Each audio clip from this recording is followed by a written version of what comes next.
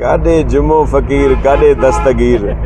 कहाँ वो जो मोहतरम आसिफ अली जरदारी साहब ने कोई 12-14 साल कैद काटी, और उस वक्त जो हालात थे, जिस तरह से उनको रखा जाता था, कौन सी ऐसी जेल है जहाँ पे उनको नहीं ले जाया गया, और उन्होंने बड़ी जवां मर्दी से उसका फेस किया।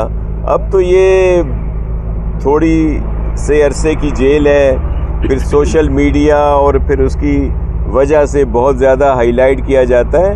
वो जेल जिसमें वो रहे, और जिस तरह बीबी शहीद जो मुल्क की प्राइम मिनिस्टर रही हैं, वो भी जिस तरह उनसे मिलने के लिए उनको बड़ी मुश्किल से इजाज़त दी जाती थी, वो तस्वीर, वो वीडियो क्लिप अब भी मौजूद हैं। और बल्कि उन पर तो जेल के दौरान तशद्दुद किया गया, उनकी ज़बान काटी गई, और बहुत सारे इस तरह की चीज़ें, उनको बहुत सारी बीमारियां वहाँ पे लाहक हुई जिनका इलाज नहीं कराया जाता था।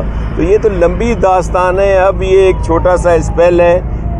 मेरी कतई इससे मुराद नहीं है कि मैं कोई खान साहब के उस पर कर रहा हूँ, उन्होंने भी जेल काटी है। लेकिन जो मवाजना आप कर रहे हैं कि जी आसिफ अली जरदारी साहब ने ज़्यादा जेल काटी कटन वक्त देखा, या खान साहब ने ज़्यादा जेल काटी कटन वक्त देखा, तो मैंने उस पर आपको एक सिंधी की मिसाल दे दी कि कादे जुमो फ़कीर कादे दस्तगीर।